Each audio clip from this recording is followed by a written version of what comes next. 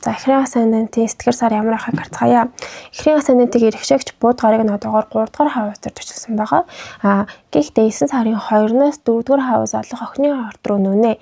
Үүнээс хойш эхрийн асцендентийн хүрээлэх орчин төвлөрөх сэдв нь 4 дугаар хавьсын сэдвээр солигдно. 4 дугаар хавьс нь гэр бүл, оршин суудаг газар, үйл хөдлөх хөрөнгө, эсвэл таны эцэг их, таны гэр бүлийн гишүүд гих мэтлэн дотоод үйл хэргийг өөртөө агуулдаг. Мөн таны хувийн бизнес бас байх боломжтой. Таны YouTube хаяг, таны Instagram хаяг, таны бизнесийн орон зайн бүх зүйл байх боломжтой гэдгийг санаарай. Тэгэхээр 2-оос хойш 4 дугаар хавьсын сэдвүүдэд илүү их төвлөрч, илүү их анхаарал хандуулах шаардлага гарах боломжтой харагдаж байна. За бууд гарыг нь хурдан хөдөлгөөнтэй учраас 9 сарын 18-наас 5 дугаар хавьс олох жинлүүрийн орд руу нүнэ. 5 дугаар хавьс нь өөрийн хүсэл сонирхлоор хийдэг бүх төрлийн зүйлсийг хэлдэг. Тэгэхээр энэ нь таны хобби байж болно, эсвэл таны зугаа цэнгэл, үерхэл, эсвэл үр хөвгттэй холбоотойс байж болно. Таны хийж буй ямар нэгэн бүтээлч төслийг эхлүүлэх, эсвэл үр хөвгттэй анхаарлаа хандуулах, эсвэл ямар нэгэн таныг зугаад суулж байдаг хобби, эсвэл таны үерхлийн харилцаа гэх мэтлэн сэдвүүдэд та илүү их төвлөрч өөрийгөө зугаацуулахад илүү хөрөнгө оруулж эхлэх бололтой. 5 дугаар хавьс мэдээж идэвхжсэн үе учраас дуртай зүйлээ хийж мөнгө илүү их зарлагдах бас хандлага эрчимжиж магадгүй юм аа. 9 сарын 3-нд бууд гарыг Тэнгэрийн ван гарагтай дөрвөлжин аспект үсэх нь 2-оос 4-ний хооронд Тэнгэрийн ван гарыг нөлөөг авч байгаа учраас гинтийн таамаглаагүй зүйлс танд тохиох, эсвэл таны хүсэл илүү гинтийн нэг юм хийх гэж байгаад хийхээр болох ч юм уу. Хийх гэж байгаад хийхээргүй болох, эсвэл хийхийг хүсэхгүй байж байгааг гинэт хийх ч юм уу. Эсвэл ямар нэгэн гинтийн санаа тань төрөх жишээний байж болно. Өөр тохиолдолд энэ гинтийн таамаглаагүй байдлаар ямар нэгэн зүйлийг эвдрэх ч юм уу, эсвэл гинтж бэрт хэрсэлтэй учраас мөн болгоомжлол зүгээр болоо гэж бодож байна. За 9 сарын 12-нд бууд гарыг өмнөд занглаатай уулзна. Өмнөд занглаа нь ямар нэгэн зүйлийг дуусгах нь таны хийж байгаа ямар нэгэн төсөөл ажил, ямар юу ч хийж болно. Тэр нь эсвэл өөрийнх нь бие дээр хийж байгаа өөрчлөлт, ямар нэгэн рутинаа дуусгах ч юм уу те, эсвэл ямар нэг эмчилгээг дуусгах ч гэх юм уу. Ямар тэр нь ч хийж болно. Гэхдээ энэ үед жоохон сэтгэл санаа жоохон тийм хүн байж магадгүй шүү. Тэгэхээр бас нэг тийм сайнгүй үеиг байж болно. 10-аас 14-ний хооронд нэг зүйлийг ингэж төгсгөж тавьж явуулж цэгцэлжин гэдэг энергээр хүлээн аваарай. 9 сарын 13-нд бууд гарыг бархав сад гарагтай секстил аспект үүсэх нь өмнөх аспекттэй ижил цаг хугацаанд нөлөөлнө. 10-аас 15-ны хооронд бархав сад гарагийн нөлөө нь таныг илүү урам зоригтой, хөдөлгөөнтэй болгож өгч магадгүй. Хэрвээ та энэ үед өвдөжсэн бол илааршиж, эрүүл мэнд сайжрах, эсвэл гадаад төрөх таны бус харагдах байдал илүү гэгээлэг, өвдрөг болж хуурж магадгүй. Магадгүй та энэ үед спортоор хичээллэх ч юм уу, ямар нэгэн хийж үзээгүй зүйлсээ, эрсдэлтэй зүйлсийг хийх ч турших хүсэл ирчимжиж магадгүй. Гэхдээ өмнөд цанглагийн нөлөө нэг хаалгыг хаасан бол бархав сад гарыг нь дахиад шинэ нэг хаалгыг нээж өгч байгаа тийм эффект гэж болох юм тийм ээ. За 9 сарын 13-нд нэг өдөр, адилхан өдөр нар болон бууд гарыг уулзнаа. Тэгэхээр бууд гарыг нарны нөлөөг авснаар та бусдад ингэж өөрийгөө ил харуулж илүү өөрийгөө флексдсэн. Эсвэл таны сайн хийсэн зүйл чинь бусдад ил болж олонний анхаарлыг татах, эсвэл муу зүйлд алдаа тал нийлгээс гарч бусдын анхаарлыг татах тийм боломжтой үе байж болно. 9-ээс 18-ны хооронд. Гэхдээ өөр тохиолдолд таны одоо амьдрал дэх хэн нэг эрх мэдэлтэй хэн нэг хүн аавч нээж чинь, эсвэл таны хос чинь ч юм уу, эсвэл дарга байж болох юм те, дарга. Тэдгээр нарыг төлөөлөх хэн нэг эрх мэдэлтэй хүмүүсийн нөлөөлөл танд ихээр мэдрэгдэж тэдгээр хүмүүсийн үгэнд орох шаардлага гарах ч юм уу те, эсвэл тэдгээр хүмүүсийн үгээр явах шаардлага гарч бас магадгүй тийм нөлөөтэй. За тэгээд 18-нд болохоор бууд гарыг буцах хөдөлгөөнд орсон санчаар гарагтай эсрэгцэж байна. 16-аас 18-ны хооронд өвдөх, гэмтэх, бэртэх, жоохон суйлдах, яадрах, дархлаа муудах гэх зэрэгээс сэргийлүүл зохистой. Өөрийгөө биеийн хүч шихээр шаардсан зүйлсийг хийхээс ер нь жоохон боломжлоо, дархлаагаа юу дэмжих хэрэгтэй. Санчаар гарагийн нөлөө таныг өвдгөж магадгүй. Залгуулаад 9 сарын 19-нд бууд гарыг Нептун буюу далайван гарагтай эсрэгцэж байна. Тэгэхээр залгуулад 18-наас 20 хүртэл энэ хооронд ийм тан уух эсвэл манс уурах ч юм уу те арх тамхи хийх хэрэглэх кофе уух гэх мэтлэнгээр бас нөлөөлж магадгүй. Өмнөх санчир гарагийн нөлөөнд жоохон хүнд хэцүү өвдсөн бол энэ үед 18-наас 20-ны хооронд ийм ууж эмчлэх шаардлага гарч магадгүй учраас эдгээр сүүлийн хэд хоног бол онцгойлон биндээ анхаарат дархлаагаа сайн дэмжээрэй гэж зөвлөе. За өвдөхгүй байлаа гэж бодвол өөр тохиолдолд бие сүлдэж манараа болох эсвэл бодит байдлаас жоохон тасрах хүсэл төрөх ч юм уу гэх мэтлэнгээр нөлөөлнө. 7-р аваас буюу хосын харилцаа, нийгмийн харилцаа, бүх төрлийн нэг харилцаа, гэрээ хэлцээр, хосын харилцаа, романтик харилцаа, гэрлэлт бүгдийг харцгаая. За 9 сарын 5-нд ангараг гарыг бархасад гарагтай дөрвөлжин аспект үүсгэнэ. Тэгэхээр ангараг гарагийн нөлөөнд хостойгоо үйл ойлголцох эсвэл эргэн тойрны хин нэг харилцааны найзч байж болно, танил таалд байж болно, эсвэл таны түншлэлж байж болно. Эдгээр харилцаанд жоохон үйл ойлголцод үүсэж маргалдах, муудалцах хэрэгсэлтэй байгаа учраас болгоомжтой байгаараа гэж зөвлөж байна. 27-наас 9 сарын 13 хүртэл энэ урт хугацаанд нөлөөлж байгаа учраас энэ хугацаанд дээр нь харилцаанд болгоомжтой уян хатан байдлаа бүү алдаарай гэж зөвлөе. За 9 сарын 12-нд бархасад гарыг нартай сексуал аспект үүсгэн 7-наас 17-ны хооронд. Энэ үед бол та хэрвээ нууц харилцаатайсан бол харилцаагаа бусдад ил болон зарлан тууглах. Эсвэл та энэ үед хин нэг хамтрагч түншлэл хин нэг хостоо учруулаа гэж бодоход тэр хүмүүс илүү тэмгэлэлцсэн. Бусдад харуулах үс одоо флекс тэгэхээр гэх юм уу боломжийн чадварлаг дэжгүй хүмүүс бас байж болно гэдгээр бас хэлж болох юм тийм ээ. Тань тэр нь магадгүй таны ажлын хамтрагч байж болно, эсвэл таны романтик харилцаач бас байж болно, найзч байж болно. 9 сарын 13-нд бууд гарагийн нөлөөг авч ийн бархасад гараг. Тэгэхээр 10-наас 15-ны хооронд бас өмнөх аспектын хамтдаа үзэх юм бол 7-наас 15-ны хооронд бол нүүц суух, иш тийшээ явах, хөдөлгөөнтэй уур амьсгалууд нэлээд их хэрчимсэн байдлаар харагдчихвэн хүмүүстэй харилцах, ярилцах, мэдээлэл дамжуулах, маркетинг хийх энэ нь юу ч хийж болно. Бүх төрлийн харилцааны үйл хэрэг, бүх төрлийн ойрын аялалтай холбоотой хөдөлгөөнтэй толгой ажиллуулсан тэм завгүй уур амьсгалыг бэлтгэж байна. Ажил мэргэжил нийгмийн харилцааны 10-р хавсыг харцгаая. За 9 сарын 1-ээс Сатурн буюу санчир гараг нь буцах хөдөлгөөнд орж эргээд загсны орд руу нүүн. Хоньны ордоос загас руу. Тэгэхээр загсны орд таны ажил мэргэжлийн хавс шүү дээ. Тэгэхээр өнгөрсөн 2023 оны 3 сараас хойш таны хувьд ажил мэргэжлийн хувьд ингээ урт хугацаанд ингээд хөдөлмөрлөж, даван туулж, даалгавраа гүйцэтгэхийн тулд ингээд их ажил хийж карьераа босгох шаардлагатай тэм төвлөрсөн үе байсан байж болно. Зарим ихний хасантай хүмүүсийн хугацаанд ажилласаа гарсан эсвэл ажил нь хүнд хэцүү болж өөрөөс нь холдсон эсвэл өөрөөс нь илүү хүчин чармаалт гаргасан эсвэл зарим ихний хасантай хүмүүс бол шинэ бизнес эхлүүлсэн өөрийнхөө ажилдаа илүү их анхаарлаа хандуулж илүү их чармааж энэ үр дүнгээ урт хугацаанд ингэж карьераа өсгөх тийм даалгавар оногсон тийм жилүүд өнгөрсөн байгаа. Зуны турш таны 11-р хавс дээр санчир байж байгаад одоо 9 сарын 1-ээс буцаад 10-р хавс буюу ажил мэргэжил карьерийн хавс руу нүүж байна. Одоо санчир өвлийн 2 сар хүртэл энэ таны 10-р хавс дээр байх учраас энэ нь ажил мэргэжилтэй маш ихээр ингэж шамдаж өөрийнхөө хамаг хүчээ зориулах цаг юм шүү гэдгийг сануулмаар байна. Ерөнхийдөө бол зарим хүмүүст энэ сайнаар чөлөөлж магадгүй, муугаар чөлөөлж магадгүй. Учир нь тэр өгөгдсөн даалгаврыг хэрхэн биелүүлж байгаа шалтгаалаад энэ сайн эсвэл муу гэдгийг та нар мэдрэх нь арай өөр байх болно.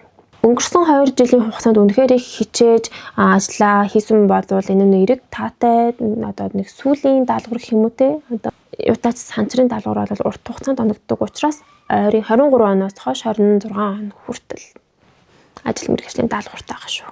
Ихрүүд. Магадгүй санчир гарыг таныг ингээд өмнө ингээд болж бүтээгүй зүйлсээ ингээд эсвэл таны өмнө чадаагүй зүйлсийг дахин ингээд таны урд гаргаж өгөөд ингээд сорилт олгож өгөө, даалгавар олгож өгөөд тийм өмнө нь хийж гүйцэтгэж чадаагүй зүйлсээ тань дээр ингээд авчирж өгөх болов уу гэж таамаглаж байна. За 9 сарын 5-нд ангараг гарыг бархасад гарагтай дөрвөлжин аспектоос бархасад гарыг ангараг гарагийн нөлөөг авч байгаа учраас ажил мэргэжлийн хувьд эдгээр өдрүүдэд завгүй хийх ажил хийхдээ эсвэл өрсөлдөөнтэй урамсгалтай эсвэл маш завгүй шийдвэрлэх асуудлууд ихтэй эсвэл ажлын газар нь ямар нэг юм эвдрэх ч юм уу ямар нэгэн асуудал гараад тэрийг заашгүй хурдан ингээд бүгдийг нь шийдвэрлэх шаардлагатай тийм хөдөлгөөнтэй үе өрнөж байна. Завгүй байх болно.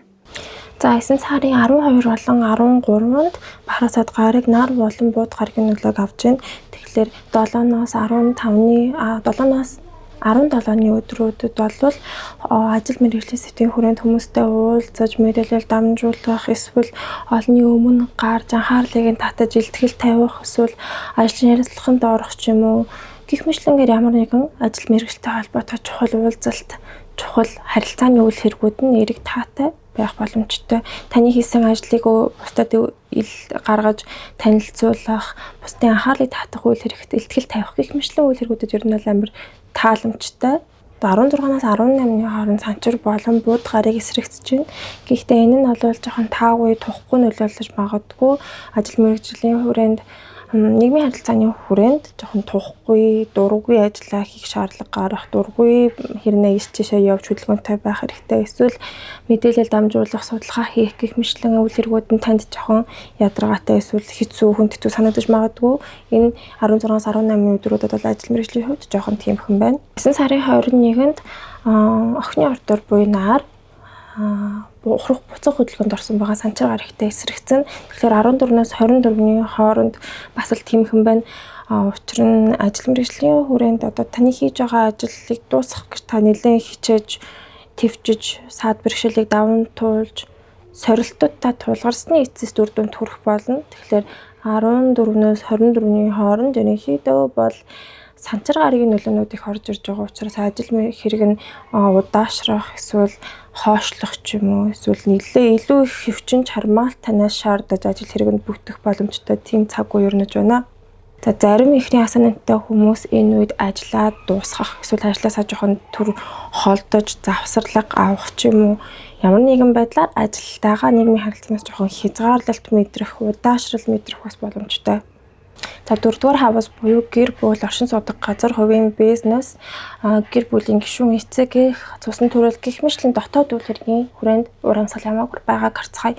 Тэгээд 4-р хавас нь гэр бүл гэхээс гадна бас таны эрхэлдэг хувийн бизнес, ажлын хувийн офис ч юм уу те эсвэл ажилладаг газар чинь эсвэл YouTube хаяг чинь, онлайн шоп, Instagram хаяг юу ч хийж болно. Тэр нь вебсайт гэх мэт. Сарын 3-нд бууд гарыг Уранустай дөрвөлжин аспект үүсгэн. Тэгэхээр 2-оос 4-ний хооронд 4-р хавсын сэдвийн хүрээнд гинтийн таамаглаагүй үйл хэрэгүүд тохиох боломжтой. Эд зүйлс эвдрэх ч юм уу, эсвэл гэр бүлийн гишүүнд ямар нэгэн гинтийн үйл хэрэг тохиох ч юм уу, эсвэл гинтийн байдлаар нүүх ч юм уу, юу ч хийж болно. Энэ нь эсвэл танаа гэртхийн нэгэн гинт ирэх ч юм уу те. Юу ч хийж болно. Уранус нь гинтийн тийм огцон, бусдыг гайхшруулсан нөлөөтэй байдаг. Огцон байдаг. Гэтэ сайн муу гэж хэлэхэд бас бэрх. Зарим тохиолдолд гэр бүлийн гишүүдтэйгээ муудалцах ч юм уу гэх юм байдлаар эсвэл хоолны хамаатан садантайгаа гинт харилцах шаардлага гарах гэх мэтлэн нөлөөлөх боломжтой.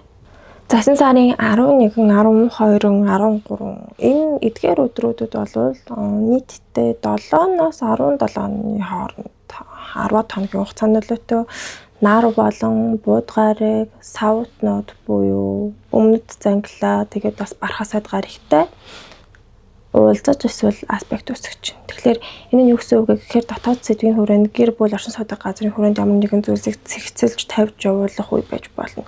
Гэрийнхэн эд зүйлсийг хуучин цусаа ялгаад хаях ч юм уу те эсвэл гэр бүлийн гишүүнтэй салах ёс гүйцэтгэх ч юм уу тэр хүн гэрээсээ явах ч юм уу те гэр бүлийн гишүүн гих мэтлэнгээр ямар нэгэн байдлаар гэрт жоохон цэгцэрж байгаа тийм урамсгалтай байгаа болохоор яг их цэвэрлэгээ хийхэд энгийнээр хэлэхэд бол их цэвэрлэгээ хийхэд тохиромжтой цаг үе байх болов давхар бархасад гаргийн нөлөө орж иж байгаа учраас энэ үед гэр бүл оршин суудаг газар эсвэл хувийн бизнест ямар нэгэн эерэг тэлэлтүүд бас давхар өрнөж болно. Эерэг өсөлт тэлэлт харилцагч эсвэл гэртээ эд зүйл оруулах ч юм уу эсвэл гэрээ томруулах ч юм уу гэх мэтлэн энэ нь ямар ч байж болно. Ерөнхийдөө саутнууд болон Жупитерийн нөлөө хамтдаа орж ирж байгаа учраас нэлээд тийм өөрчлөлтийн үе эхэлж гин гэж бас ойлгож болох хаа. Гэтэ учир нь ер нь бол энэ сар бол 9 сар тэр чигтээ Хэртэлтийн сар eclipse season учраас таны оршин суудаг газар болон ажил мэргэжлийн хүрээнд ингээд маш том өөрчлөлтүүдийг ер нь авчирж байгаа тийм сар болж байгаа шүү. Энэ сарын 13-нд бас ижил цаг хугацаанд нар болон буудгарыг уулзж байна. Тэгээд энэ нь юу гэсэн үг вэ гэхээр бас л гэр бүлийн гишүүдтэйгээ ярилцах, харилцах, нүүц суух, эсвэл ямар нэгэн чухал мэдээллүүдийг нэгэндээ дамжуулах, эсвэл манай гэртээ минь болсон шүү гэж хамаатан садантай хэлэх ч юм уу те гих мэтлэнгээр нөлөөлөх боломжтой. Энэ сарын 18-нд буудгарыг Сатурн ретроградтэй эсрэгцэн буцах хөдөлгөөнд байгаа Сатурнтай. Тэгэхээр энэ юу гэсэн үг вэ гэхээр гэр бүл оршин суудаг газрын хүрээнд жоохон хүнд хэцүү юу болж байгаа юм байна. 16-аас 18-нд нэг ялангуяа гэр бүлдээ уур амьсгал онцгүй хүйтэн хөндөй болох, эсвэл асуудал үүсээд хариуцлага нэмэгдэх, эсвэл гэр бүлийн нөхцөл байдал илүү хүнд хэцүү болоод жоохон сорилтууд тулгарах боломжтой үе бол 16-аас 18 байх болно. Ерөнхийдөө 9 сард гэр бүлийн асуудлууд бол дотоод сэдвийн хүрээнд бол маш их үйл хэргүүд өрнөж байгааг ер нь санаарай. Учир нь бол eclipse season. За 9 сарын 19-нд бууд гарыг 70 гарагтай эсрэгцэн. Тэгэхээр бас 18-аас 20-ны хооронд бол оршин суудаг газарт гэр бүлд ямар тийм усрахыг энерги орж ирж байна. Усрахыг энерги нь юу вэ гэхээр гэр бүлийн гишүүн өвдөө дэмчилгээ хийх шаардлага гарах ч юм уу, эм тан ухах ч юм уу, эсвэл гэрт эд зүйл эвдэрч усаалдах гэх мэтлэнгээр нөлөөлж болно. Ямар нэгэн байдлаар өндөр настай хүмүүс биеийн өвдөд таасран хамгаалах шаардлага гарах ч юм уу. Эсвэл өөр тохиолдолд та гэр бүлтэйгээ мансуурах, ууж суух гэх мэтлэнгээр бас нөлөөлж болно. Ямар нэгэн байдлаар гэр бүлийн уур амьсгал жоохон гунигтай байж бас магадгүй. Сарын 21-нд сугар гарыг ухрах хөдөлгөөнд орсон Уранусын нөлөөг авч байна. Тэгэхээр 19-аас 22 урт хугацаагаар харах юм бол 7-ноос хойш 22 хүртэл гэр бүл оршин суудаг газарт ямар нэгэн зүйлсийг дуусгаад цэгцлээд хаях хэрэгтэй тийм цаг үе өрнөж байна. Уранусын нөлөө нь Тэнгэрийн хаан гарагийн нөлөө нь гэр бүлд яг 19-аас 22-ны хооронд юм эвдрэх ч юм уу, алдаа заах гэх мэтлэнгээр нөлөөлж магадгүй. Тэгэхээр ерөнхийдөө энэ дөрөв хаусын сэдвийн хүрээнд 9 сард нэг зүйл ингээд дуусгаж байна. Дараагийн шинэ энергиүүдтэй хүлээн авахын тулд ингээд хоосон горонзоо гаргаж нэг хаалгыг хааж, дуусгаж, цэгцэлж, хайж байна гэж төсөөлвөл зүгээр байна. Гэр бүлийн гишүүдтэй үйл ойлголцох, муудалцах гэх зэрэгээс ер нь болгоомжлороо. Уранус нь гинтийн байдлаар харилцааг мутгах магадгүй. 21-нд нар санчир гар ихтэй эсрэгцэн. Энэ бас л мөн гэдэл 24-өөс 24-ний хооронд нөлөөлж байна. Энэ хугацаанд ерөнхийдөө энэ 9 сарын турш гэр бүлтэй асуудлууд их байна. Шийдвэрлэх зүйлс их байна. Ерөнхийдөө 4-р хаусын сэдвийн хүрээнд маш их хариуцлага үүрсэн, даван туулах сад бэрхшээлүүдтэй, сорилттой тийм сар болж өнгөрч байна. За 2-р хаус буюу хувийн санхүү амжиргааны зардлыг харцгаая. Эхрийн асцендентийн 2-р хаусыг сар иргэшээдэг. Тэгээд 9 сарын эхлэл бол нумын ордын сараар эхэлнэ. Тэгээд хамгийн ихэнд уулзах гариг нь ангараг гариг юм. Тэгэхээр энэ нэг сарын турш мөнгө санхүүгийн хувьд гинтийн таамаглаагүй зардал ихтэй, мөнгө шатсан, мөнгө өрссөн маш их зарлагтай тийм сар үе болж өнгөрнөж гин гэж ойлгоорой. За тэгээд сар маш хурдан ордонуудыг хэлбэлцэлтэй байдаг та бүхэн сайн мэдж байгаа би зөндөө хэлсэн. Тийм болохоор энэ дээр бичсэн өдрүүдийг санхүүгийн хувьд эрэг таатай эсвэл сөрөг болгоомжлох өдрүүд гээд хүлээ гээд аваарай. Давхцаж буй өдрүүд нь сайнтай муутай сармаг өдрүүд юм аа. Болгоомжлох өдрүүдэд чухал гэрээ хийлзээр хийх эсвэл чухал худалдан авалт хийхэд тохиромжгүй. Одоогоор таны 2-р хаус дээр бархасад гарыг ирсэн байгаа. Тэгэхээр энэ жилийн 6 сараас дараа жилийн 6 сар хүртэл мөнгө санхүүгийн хувьд ер нь эрэг таатай боломжийн мөнгөлөг байгаа. Энэ нэг жилийн хугацаанд ихрүүд ерөнхийдөө бол мөнгөлөг боломжийн мөнгө олох боломжуудаар дүүрэн материаллык уур амьсгал давамгай сайхан жил болж өрнөж байгаа. Гэтэ яг сар бол жоохон хэлбэлзэл өгнө. Гэхдээ 9 сарын 5-нд бархах сайд гарыг ангараг гарагийн нөлөөг авч байна. Тэгэхээр 8 сарын 27-наас 9 сарын 13 хүртэл их зарлагтай. Тийм учраас энэ үед чухал зүйл худалдан авах гэж яарах эсвэл сэтгэл хөдлөлөөрөө худалдан авалт хийх мөнгө өрөхөөс ирнэ сэргийлээрэй. Яг угаасаа 9 сарын 1 болж байгаа учраас өргөх хөтгтээ зориулж мөнгө үрэх тийм нөхцөл байдал үүсч байгаа болов уу? 9 сарын 12-нд нар бархас одоо гарагтай sextile аспект үүсгэн 13-нд харин бууд гараг бархасад гарагтай sextile аспект үүсгэн. Тэгэхээр 7-ноос 17-ны хооронд мөн ихээр шатаж гарч ийн. Мөнгө зарлагт нь үнэтэй зүйл худалдаж аавна. Тэгээд орлого орж ирэхээс илүү зарлага гарах нь илүү харагдаж байна. Яг бууд гарагийн нөлөө нь мөнгийг эрчимжүүлж худалдаа намаа хийх гэх зэргээр нөлөөлж байгаа боловч нар хамтдаа орж ирж байгаа учраас энэ орлого гэхээсээ илүү зарлага нь илүү их тийм сар болж өрнөх бололтой. За тэгээд 9 сард нь амжилт төсөө. Тэгээд дараа сарын 10 сарын forecast-аар уулзцгаая баяр таа.